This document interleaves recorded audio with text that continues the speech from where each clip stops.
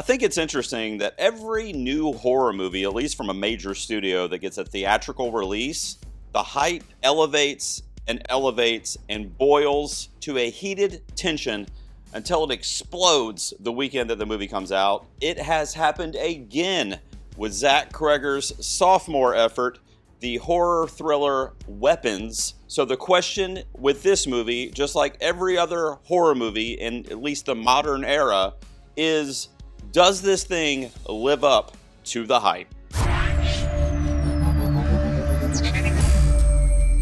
Welcome back to the Garage. Gerald here with you. Another movie review for you. It will be spoiler free, and I have to say that at the very, very top because anybody that has not seen Weapons, honestly, even though this is a spoiler free review, you might not even want to watch this or anybody else's review until you've seen the movie for yourself. I am going to be very, very careful to not spoil anything that you would not have already seen in the trailers or clips that have been released by Warner Brothers online. So let's talk about Weapons, which had an amazing online and social media campaign and a huge word of mouth that has risen the hype to just a stratospheric level. When all but one child from the same class mysteriously vanishes on the same night at exactly the same time, a community is left questioning who or what is behind this eerie disappearance. Weapons is directed by Zach Cregger. It stars Julia Garner, Josh Brolin, Alden Ehrenreich, and perhaps the standout for me, Amy Madigan, who I didn't even know was in this movie, and that's with all the trailers and promotion. I love her, going all the way back to the 1980s, as Shanice in Uncle Buck with, of course, the legendary John Candy. This is a much different role for her. So frankly, after laying out that synopsis for you and playing a few, 5 to 10 second clips throughout this video is really all I'm going to be able to talk about in terms of the plot of the film. I'm just going to kind of tell you what I thought of the movie overall and kind of my general emotions and feelings now that I've been sitting with it for about 12 hours. I went to the midnight show last night with a friend of mine and a channel member, Miss Kayla. And one thing I will say that is great about this film, and actually the same thing could be said for Barbarian, so inherently just Cregger as a storyteller, is that he elicits conversation. You don't go to his movies, Barbarian and now Weapons, and walk out and go, oh, all right, I'm going to go to bed. I actually came home last night. I got home about 1:30 in the morning, and I didn't go to bed until nearly 4 a.m. because I was pretty hype at what I just saw. And I'm not even speaking necessarily to the enjoyment level of the film, just for the overall mystique of it. The aura, the essence of the movie. And stripping that away even more, just the way he tells a story I find very, very fascinating. And it tells you the story, but it also opens up a lot of cans of worms, and some of them may or may not get resolved because you have to resolve it yourself. Cregger knows that, and he knows you're going to go home or sit in the parking lot with your buddy and talk about it for an hour. So this is a great premise for a movie. Not to sound strange, because obviously no one wants their kids to disappear, let alone all the kids in the neighborhood. But it's an interesting, almost like an unsolved mysteries type of premise, or Dateline NBC that you would see like this weird story that nobody can explain. It kind of had that feeling to it. It does have horror elements in it, especially when you get to the back half of the film, much like Barbarian, frankly, where the first half of the movie is more of a thriller or a mystery where you're trying to figure out what's going on, and that switch is flipped.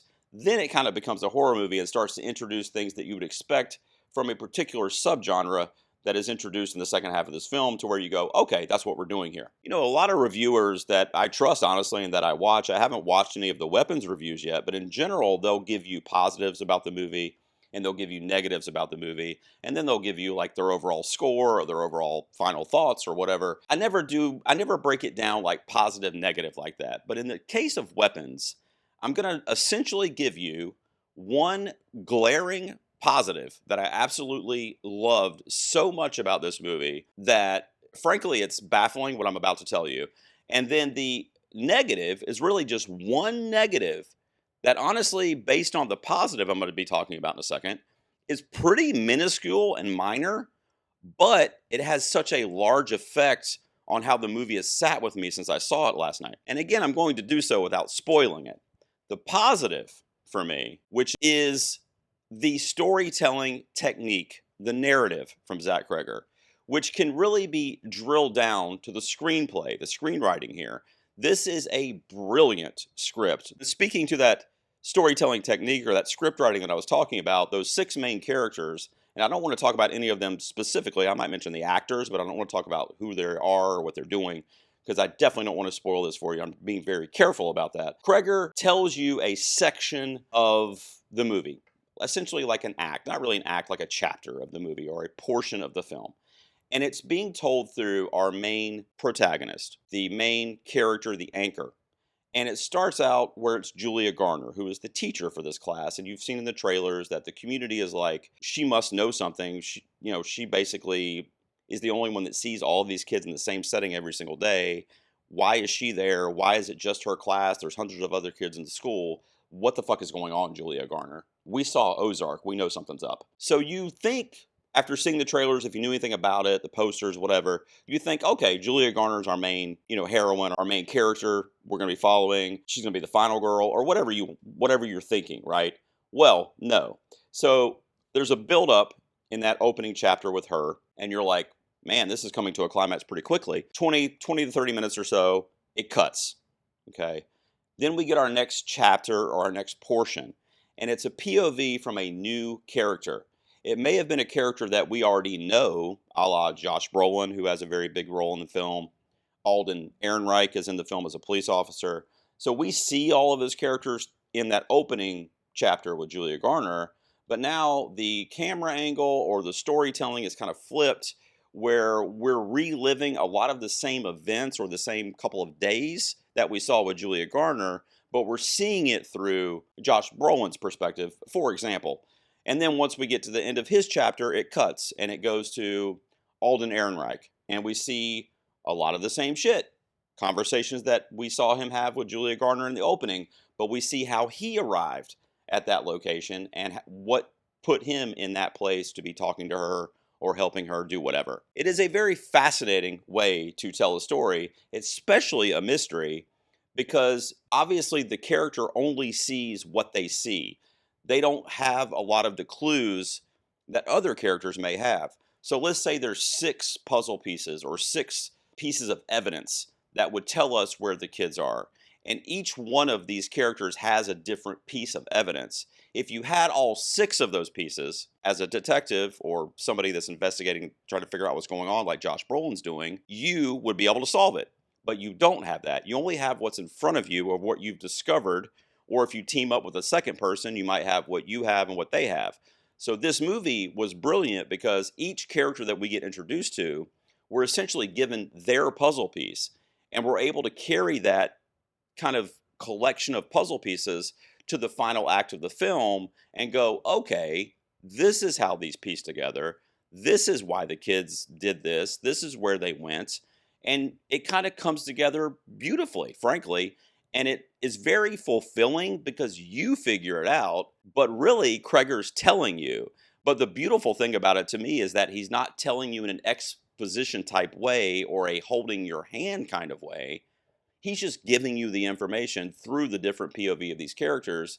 Let me talk about the performances in the film without spoiling anything. They were great. Julia Garner blows me away. Everything I see her in, I made my little joke about Ozark a minute ago. She was phenomenal in that.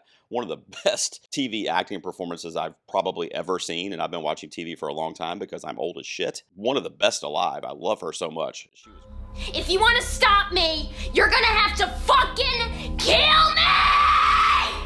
And thank God Josh Brolin's in this, because I had heard and saw online that Pedro Pascal was initially cast in that role. And of course he turned it down for scheduling conflicts. And I'm like, yeah, no shit. I don't know how this guy has time to do anything. Literally, he's in everything that's out right now except Weapons. But as I said, the standout in this movie for me, and I haven't seen anybody else's review. I don't know if anybody's going to share this sentiment, and it's kind of sucks on this review. Since it's spoiler free, I can't really tell you why necessarily, except to say that she's very eccentric, very memorable, very like eye-popping. You can't take your eyes off of her when she's on screen. And that's Amy Madigan. She is absolutely brilliant in this movie. And it's a character that could be seen as a parody, a caricature. But she kind of takes those elements and keeps them intact to where that is kind of what that character is. But then she gives depth to that character in various scenarios. Again, I can't tell you what I'm talking about, but we see her in different settings, basically. When we see her in the more intimate settings, we see the humanity of that character versus the kind of animated image of her in the public eye. That's the best way I could phrase it without giving anything away. I already kind of mentioned it, but when it comes to the horror of the movie, you're not going to get that until the last like 30 to 40 minutes of the film, really. There is some nice gory effects in the film towards that ending portion. There's some great jump scares that are not unearned. They're very organic, and they're almost not filmed in a way to be jump scares purposefully.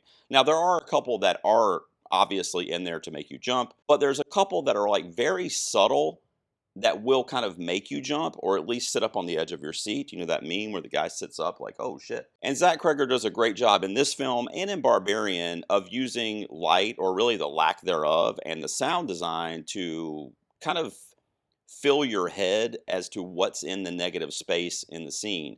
The acoustics and the screen in the theater I saw in it, which was an AMC, was not great. So I don't think it was the film's fault, but it was very, very dark at times. But I think that would lend to what Cregger was going for in certain scenes in various houses and homes and basements and things where you're not really supposed to see. You're just supposed to kind of like think something's there and never really know if it is or not. So everything I've been saying about the film thus far is positive, right? And I would say that's true. The negative about this movie is weird because it's a minor gripe that really could just be me. It could be my preference. It might not even be a critical opinion that I should really even be giving you, because I am 1000% recommending that you see this movie, at least if it's your cup of tea. If you don't like horror films or you don't want to be scared, then of course don't go see it. But when it comes to the negative for me, and it's not going to ruin the entire film, is the ending. And when I say the ending of the film, I mean that in so many different ways. Cregger decides to end it, and I mean just like cut to black, basically. It's very abrupt. There's this weird narration that you hear in the trailer. It's the same narration in the movie, and it's bookended by that. And it's a little girl, I think. It's a young girl that I assume was one of the classmates or went to the school that was maybe one of the kids that was not kidnapped. She's giving the narration at the end of the film, kind of telling you what you're seeing, which I don't like when movies do that anyway. Like, we're watching it, we know what's happening. You don't have to tell us it. So that kind of annoyed me a little bit too, and that was in that last couple minutes. And then she gives her narration. She says what she says, which obviously I'm not going to tell you. And then, bam, directed by Zach Cregger. And I'm just like, wait a minute, what? Like, it was very jarring and abrupt. Like, I didn't like the way it ended. When I say ended, like literally ended and went to credits. Although I will say the credits were really cool. The scrolling text, I don't even want to spoil that for you guys, but hang around for a couple minutes after it ends, because the scrolling text was very inventive. And I think the editors do that. And I shout out to the editors of this movie. I don't know if Cregger edits his own films, but that was really cool text at the end of the movie. But I also mean the way that this film was 98% fulfilling for me and 2% unfulfilling, which I would much rather give back some of the 98% fulfillment to get fulfilled at the end. And I can't tell you specifics. I might actually do a spoiler video for this, although I'm going out of town, so I might not get a chance to. I'll just put it like this. There's a lot of unanswered questions at the end of the movie. And I find it weird that Cregger went out of his way with this very elaborate, that I told you I like already, type of storytelling to give us the puzzle pieces, to help us solve the mystery. And the ending is okay, but there's one thing about the ending and one character's place in the ending kind of that I just didn't like. There's probably already 10 ending explained videos about weapons, and I'm probably going to watch a few of them, to be honest with you. But the thing is, you don't know. Unless you're Zach Cregger, I don't know how anybody can actually explain the ending of the movie. Now, they might have a theory, or they might go on the basis of what we had in front of us and then kind of elaborate on it as to what the likely outcome is or the likely reason for XYZ. But it's still one of those things that you cannot definitively say unless you're Zach Cregger or unless you're somebody that has that screenplay with additional details in it. So it was a brilliant movie, like 9 out of 10 movie the entire time. And then the last like 2 minutes of the film, I didn't like at all. And that's a weird way to walk away from the movie. And it has sat with me to a point where I almost respect it, because it is making me question the issues that I have with it. In summary, it is definitely a recommend for me. And I don't know because I haven't looked at reviews. I blocked the hashtag until after this recording, so I have no fucking clue. But I'm assuming that I'm not alone with the ending. I don't know. And I'm assuming there's also going to be people that love the ending and that had no issue with it, and they think they know what happened, so they're not bothered by it. And that's great. And it's kind of how you digest the material, which is exciting. And that makes Zach Kreger a very exciting filmmaker because he did something very similar with Barbarian. Now, people may ask, because they know I'm a fan of Barbarian, did I like Weapons more than Barbarian? And I would say yes, actually. Even with the negative ending that I just gave you, this is a better film wholly. And I'm talking about the filmmaking technique, the craft, the performances even. Not to take anything away from the actors or the craft in Barbarian, because that was great, especially for a debut film. But this one is like he's just honing that craft a little bit. It's like when Ari Aster did Hereditary, one of my favorite horror movies ever. Midsommar is arguably a better made film. He's kind of polishing it around the edges a little bit, regardless if that story may connect with you less than the story in Hereditary. You can see his prowess in filmmaking is improving, and I think we have a similar situation here with Zach Kreger. I'm also starting to see his definitive style, and I think he is going to fall in the boat of those like Ari Aster's or Jordan Peele's of the world. The only thing with Kreger is he is a cut and dry storyteller. He's giving you a story that's just the story. And I like that. Some people might be like, oh, well, what was the point of that then?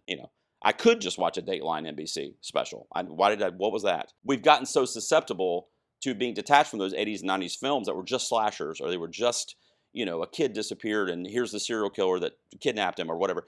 They want a hidden meaning, a theme, kind of an underlying narrative. And there are some that you could take away from Weapons as well. Even in the title itself could be reflective of, guns in America. There's an underlying narrative about aging and getting older. So there's stuff in here, but I don't think that was Kreger's intent, though.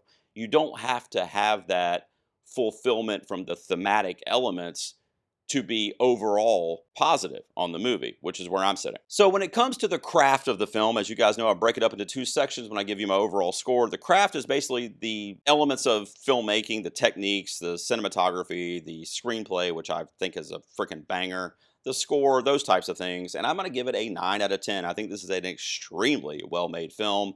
And then the crux is basically everything else, like the performances, the essence of the film, kind of like how it made me feel. And that's going to sit right around a 7 out of 10. It would have been also a 9 or a 10 out of 10, but that ending just left me a little sour and a little confused, frankly.